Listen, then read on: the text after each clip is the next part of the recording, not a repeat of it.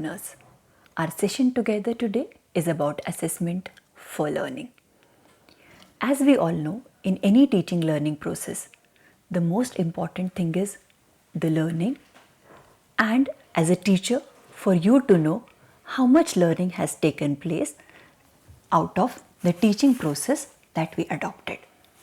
At the end of this session, we would be able to know what is the concept of CCE, which is continuous and comprehensive evaluation, why you as a teacher need to know about CCE, what is to be done as a teacher in the classroom. Once I know what CCE is, once I know what is to be done, how it is to be actually practiced for it to be an effective process, and what CCE is not. We all have this myth that CCE is a very time consuming process. Trust me, after this session, we would revisit our concept. It won't be easy, but it'll be worth it. The entire learning process is based on 4 pillars. The first one is motivating your learner, learning to learn. The inculcation of that attitude among the learners to learn. The self-motivated learner is the best option which you can have at any time as a teacher. The learning to do. This motivated learner would like to perform any activity, any hands-on process which they are introduced to. So the second pillar of learning is learning to do, the skill to perform. The next is the learning to live together.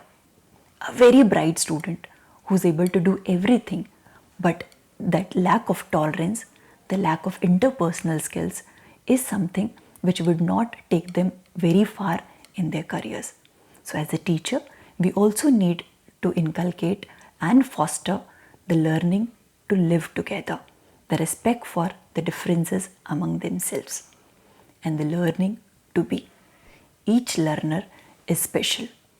Each learner is a gem at your disposal. As a teacher, we have to teach them the striving for excellence. They need to reach that individual limit of themselves.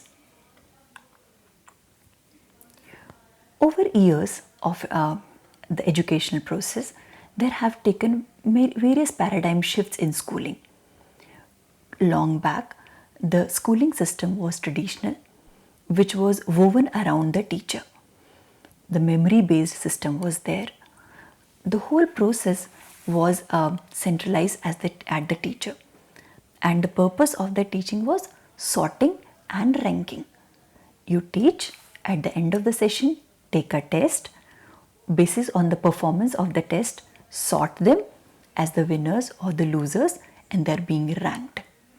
From that traditional school of thought, we moved to an enriched school of thought, where the teaching process is student-centered.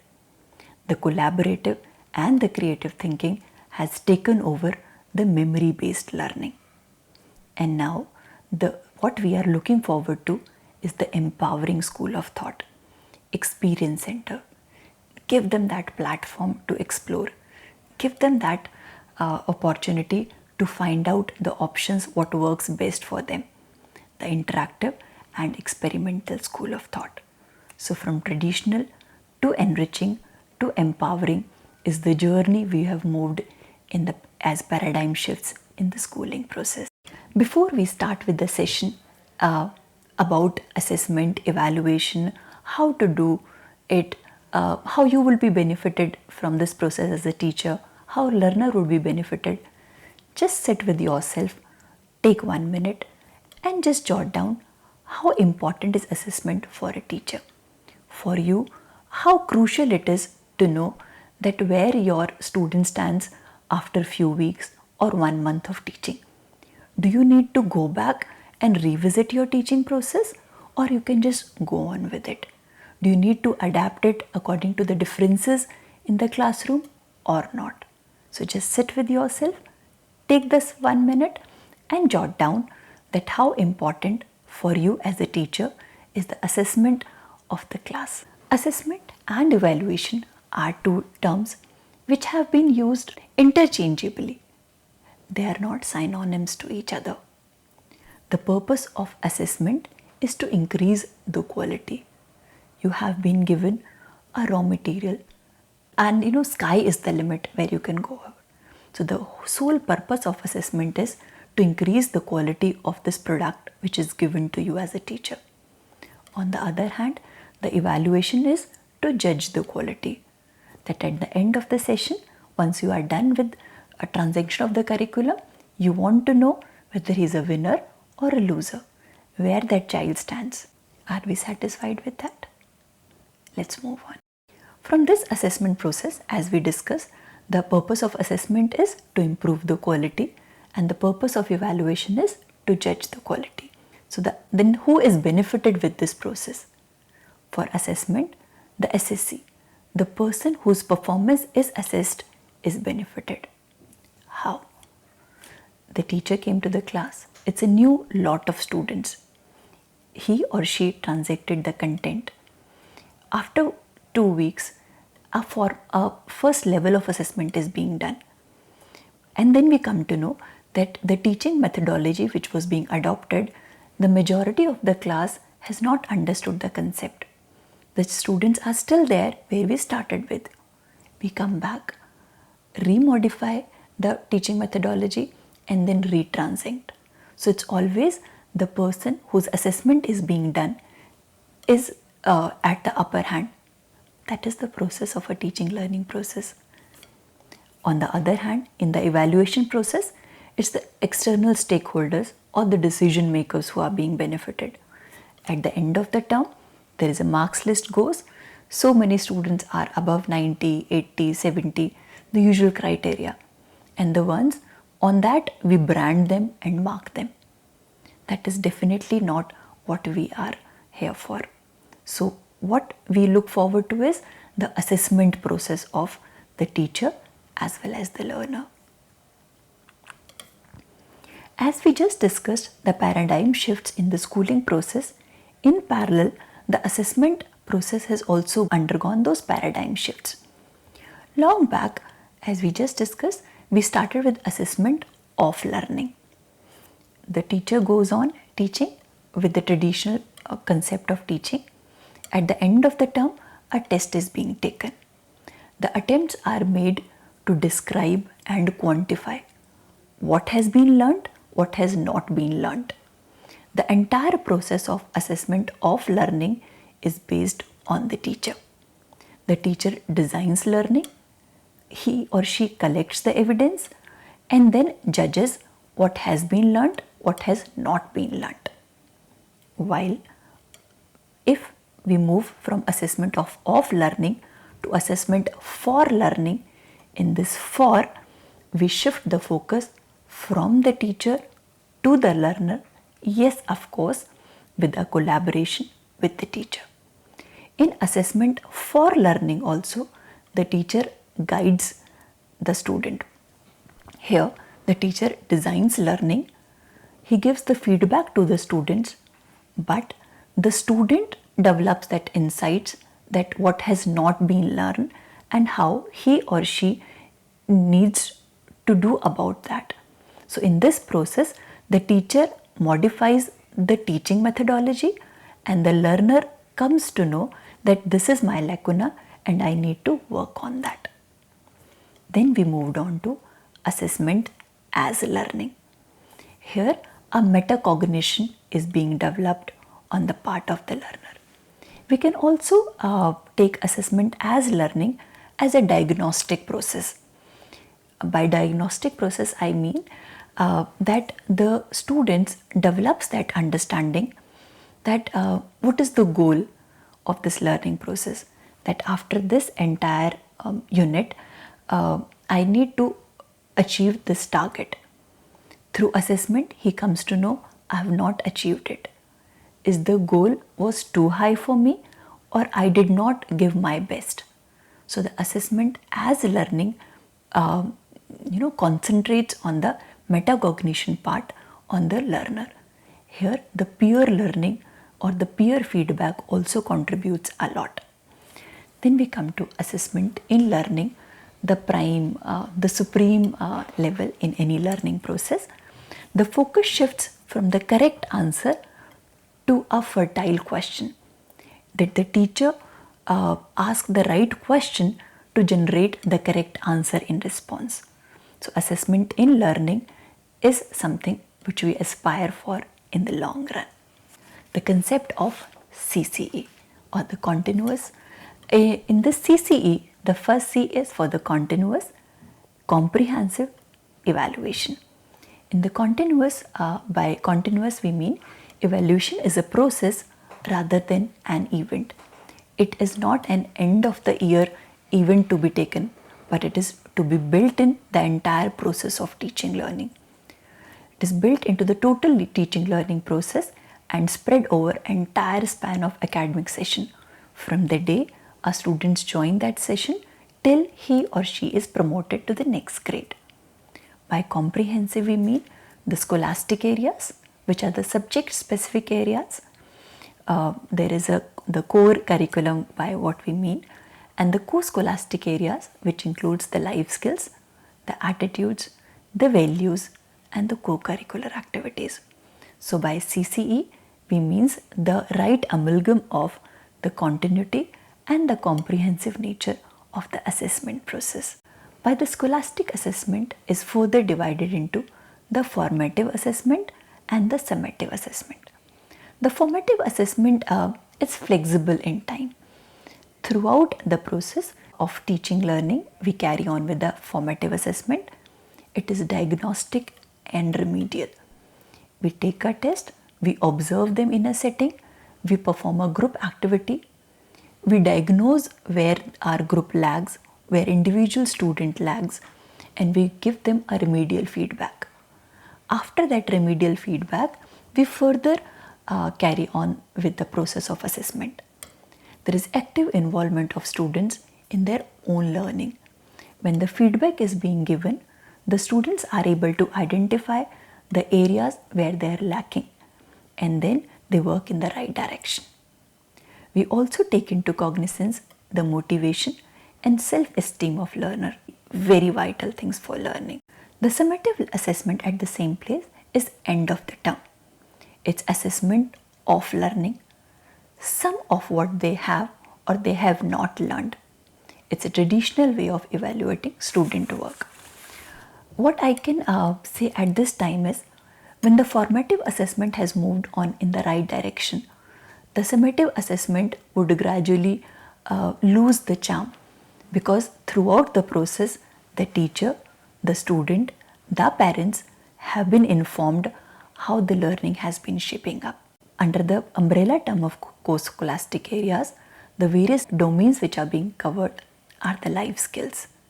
As a teacher, if the entire focus of the learning is only on the core part of it, the human being, the individual part of the child would leave unattended. So the life skills, it focuses on the self-awareness, the problem-solving capacity of an individual, the management of emotions, very, very important for the students to do that, the critical thinking, effective communication, and dealing with stress. In our everyday life also, during the examination time, we come across such unpleasant news of children suiciding, withdrawing from the admission, just because they were not able to perform at expectations. If that life skills are being honed at the right stage, to some extent as a teacher we would have contributed to the healthy mental life of a student also. So the life skills as a co-scholastic area is a very, very important aspect of a student's grooming phase. Work education. A lot of activities are being conducted where they are being given the hands-on experience to perform, and which is according to their taste, attitudes, and aptitudes. The co-curricular activities, which are being organized time and over again in a school system, they being the celebration of some festivals, religious festivals, national festivals, sports day, morning assemblies. So all these activities also give that extra edge for a student to open up and come to know that other than academics, what they are interested in and where they would like to go in the long run. The visual and the performing arts, an expression of oneself, where the child is free, they exhibit, they perform, and yes, it makes as a very, very important aspect of the co-scholastic area's evaluation. Attitudes and the values. As we say, the first after mother, the first point of contact to the social life is a teacher.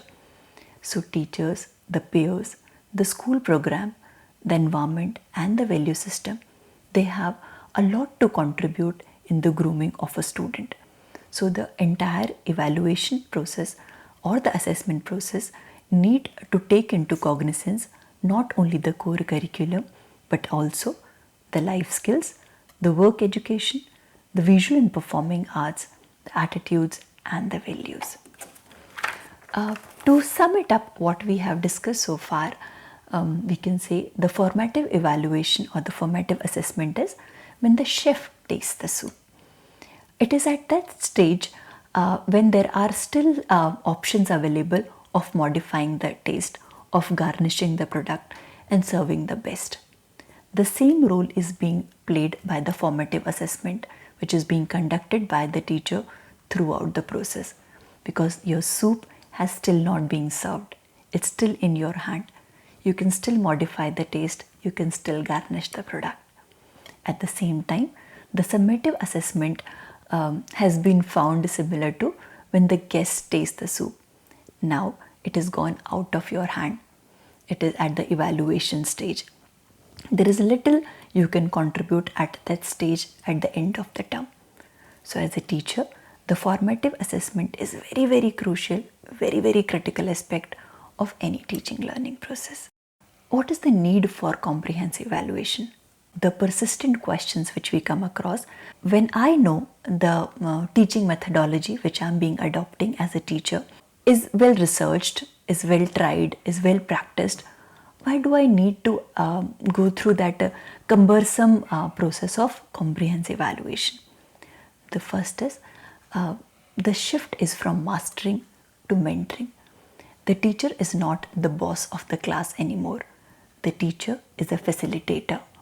You as a teacher would not only be teaching in the process, you would be yourself also learning the process, from memorizing to the holistic learning. It's not only the recall of the facts, the concepts, the laws. It's about a complete personality being developed. And you as a teacher has the maximum contribution in this process. The manifestation of the abilities, attitudes and aptitudes. Here with our grandparents and parents, if we just ask them, you just sit for a while with yourself and just tell me what makes you happy, and most of them would come across a question that they don't know. Probably at that stage, that attitude, aptitudes and abilities, their evaluation, their honing, their being navigated in the right direction was not the prime concern. Today it is. The diagnosis of the learning gaps and this remediation. It's not just important for me as a teacher, as a stakeholder in the education process, to know that my child or my student, this is where he or she is lagging. Your job doesn't end there. In fact, it's from there it takes off. When I know that these are the lacunas, I need to take a remedial step to overcome that, and then a further feedback and the reaching. That is how the loop completes. You taught, you assessed, you identified, you gave a remedial teaching to that, you rechecked again, and then with yourself, if you sit, you come to know it's a finished product what will be passing out from your class. This is again because it's not as if only by one technique we cannot identify or evaluate all the students. As the clipping says, that there are different people, because in your class also it's a diversity which you comes across. And the clipping says, for a fair selection, everybody has to take their step. Please climb that tree. So on the lighter note of it, We have to, for every attribute which is being tested, there is a specific technique or tool identified to assess that. As a teacher, we need to equip ourselves with that knowledge, and the right tool or technique is to be used for the right kind of assessment. The tool or technique used is based on the content or the aspect of development to be evaluated. What is to be checked? If it is about the performing arts, we cannot ask them to write their concept about this art. They have to perform through body language, through expressions. Then only as a teacher you come to know how far you have been successful. The learner may respond better to one method than the other. There are some withdrawn, shy students in the class. If you just let them to be with themselves and ask them to express themselves on a sheet of paper, I think they would express themselves better than the more vocal lot. If you ask them to write, they would not be able to assimilate their thought process.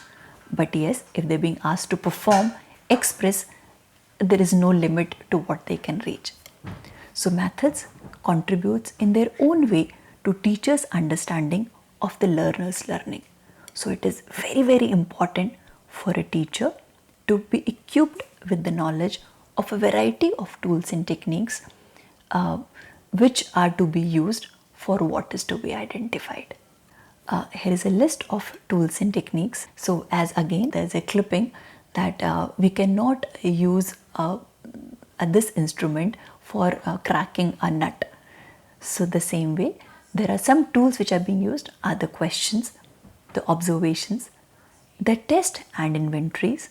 There is a checklist which a teacher can have, the anecdotal records which are being maintained over a process of time, the portfolios, every individual child, even if it is a scribbling, a random informal scribbling which is being taken, it is being mentioned.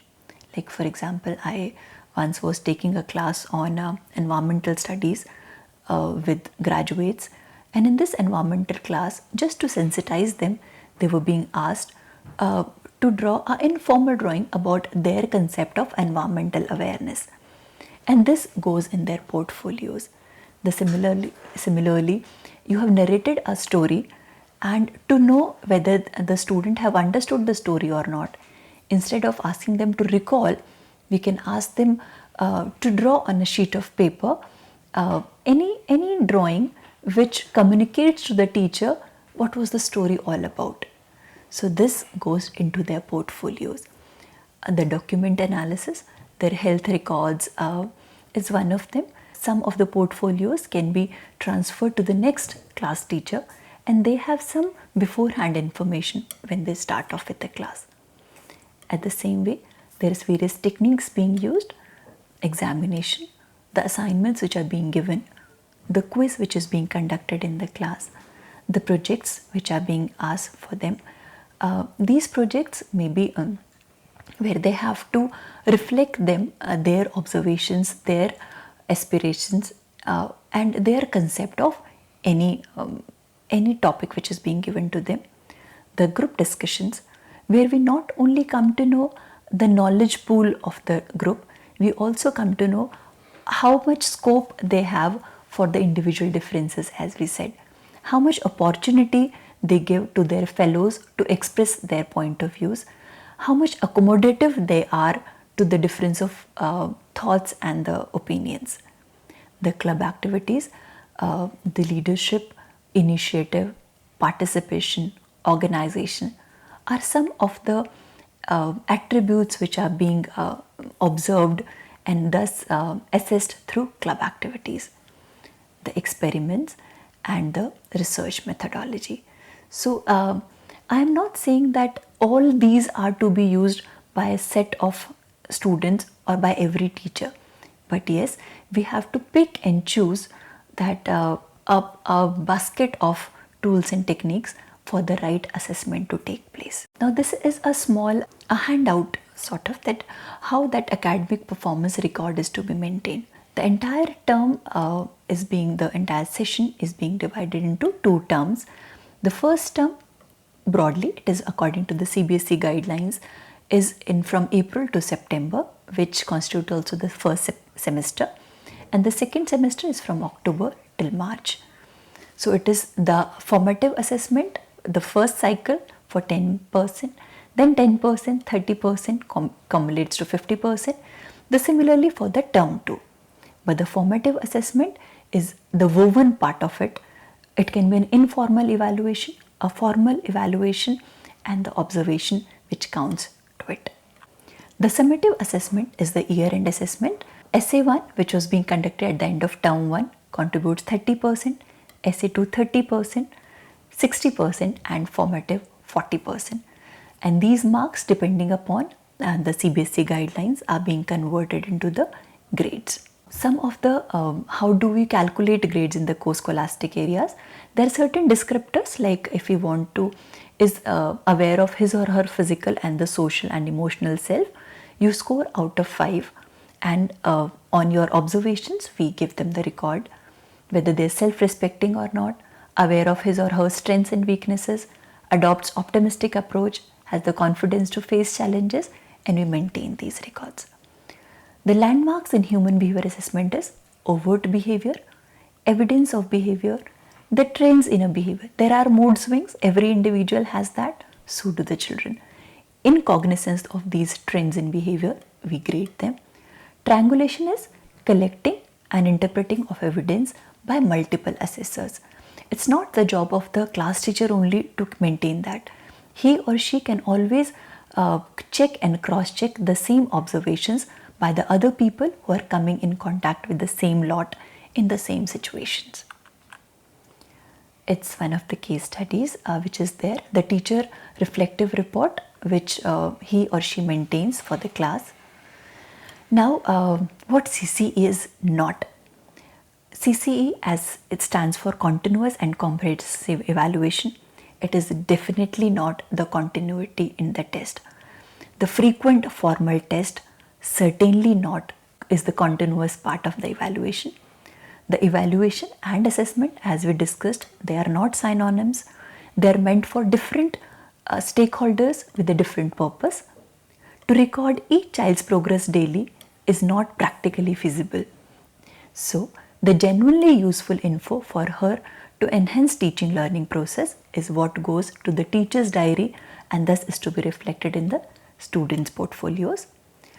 CCE is not synonymous to NDP, which is non-detention policy, because I have to evaluate them CCE and have to promote them. No. The purpose of CCE is the child has been formatively assessed, thus given the formative feedback, and has been navigated in the right direction, that now they are a finished product to be promoted. CCE is solely not the teacher's duty. Every person who is associated with the child contributes in this evaluation process and thus makes it a total learning experience for the child. To summarize, we can say that CCE stands for continuous comprehensive evaluation. Assessment is something which we need to adapt and adopt in the entire teaching learning process. It's not only the assessment, it's also the feedback and the remediation of the assessment which makes the cycle or the loop complete, and thus the objective of adopting CCE in the teaching learning process is accomplished.